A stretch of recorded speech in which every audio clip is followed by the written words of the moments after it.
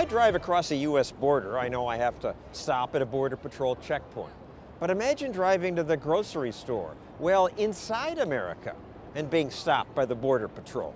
And what crime am I being charged with? Pastor Stephen Anderson was just stopped at a Border Patrol checkpoint 60 miles from the Mexican border. What are you placing me under arrest for? The officers say their police dog alerted them to something in his car.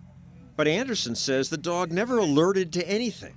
He wouldn't let them search his car, so officers break both windows and then tase him from 2 directions. Here's what he looked like later.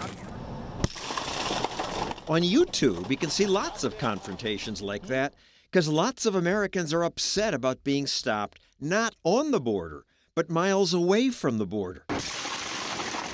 Our government did rule that Border Patrol may set up checkpoints within a reasonable distance of the border.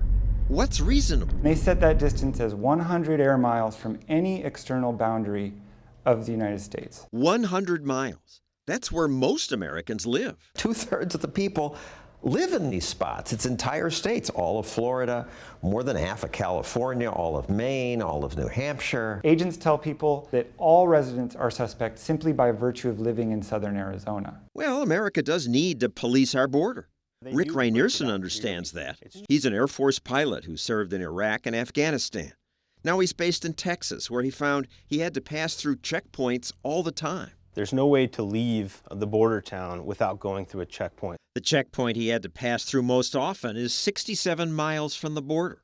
I started to feel like I was asking permission to leave that town. I'm just traveling in the United States. I haven't crossed any borders, and I didn't really like that feeling. So he installed cameras in his car. Because I wanted to be able to prove the truth of events. I've asked them if I'm free to go. I've asked them if they're detaining me. They won't answer any questions. Here he's on the phone with a lawyer. They're now standing around without telling me anything. The Supreme Court said that Border Patrol agents at immigration checkpoints can conduct brief stops for the limited purpose of verifying resident status. They could not involve the searches of individuals or the interior of their vehicles. Both of you citizens? Yes, thank you. The person says, yes, I am, and they should be let go. According to the Supreme Court, yes. But that's silly. I mean, the guy would just lie. It may be silly, but you can't just set up a checkpoint to go on a fishing expedition for all manner of criminal wrongdoing. But that's exactly what many border agents do. What's the reason to want to check my trunk?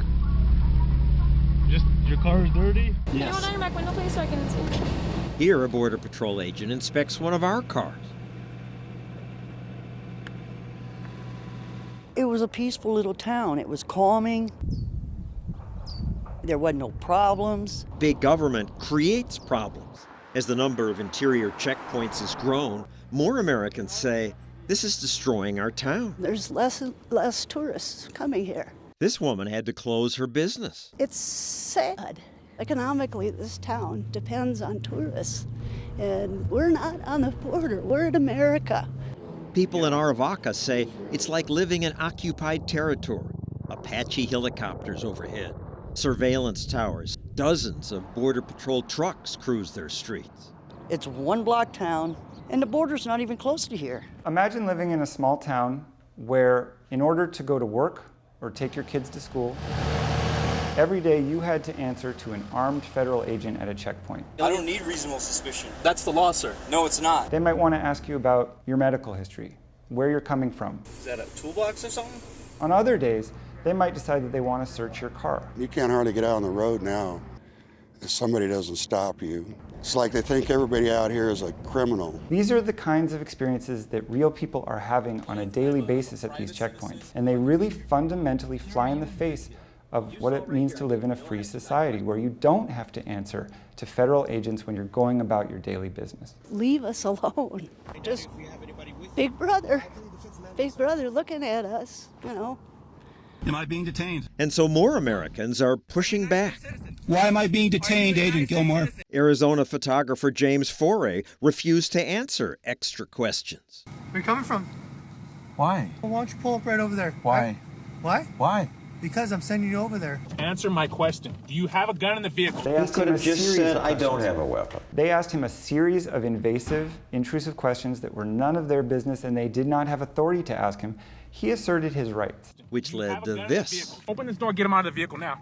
Why are you twisting my arm? Because you're not listening to what I'm asking. I am. Put it apart! Not to reach for anything. Tase this mother.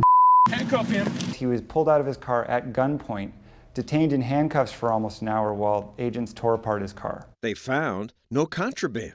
What question did I not answer? Rick Rainerson says it's wrong that he's asked, "Where are you going?" in his own country. You roll down your window? Is that as far as it'll go? I bet the Border Patrol agents would say, "Come on, Rick, this is hardly a threat to your liberty. Just tell us where you're going." I answered 17 questions. I produced a military ID, a driver's license, and 2 passports. So if it was your job to be a border guard and somebody wouldn't answer questions, wouldn't you want to detain them? Well, you might want to, but unless you have reasonable suspicion for a crime... I'm suspicious because he won't answer questions. Lack of cooperation cannot be used as a basis for reasonable suspicion. This is a person who's having to stop in the middle of a road, who's done nothing wrong, and finds himself surrounded by armed government agents with dogs. The Border Patrol would not respond to our questions about this. So Congressman Peter King defended the agency. I think of Border Patrol as Border Patrol. These are inland. If there's reasonable cause to do it, you can do it. I mean, we do have, remember, when people come into this country illegally, they don't stay on the border. They keep going. If people aren't immediately compliant, they'll break a window. People have been tased. I am not aware of any significant abuses at all. I'm on the Homeland Security Committee. If anything, the complaints we get is there's not enough strict enforcement. Isn't there something un-American about 100 miles from the border, American citizens having to prove we're Americans just to drive to work or the grocery store? We live in a very upsetting world. You always have to balance the equities. Americans have the right to be free in their own country, to drive within their own country. Real freedom lies in the thin space that separates an American citizen from an armed member of their government.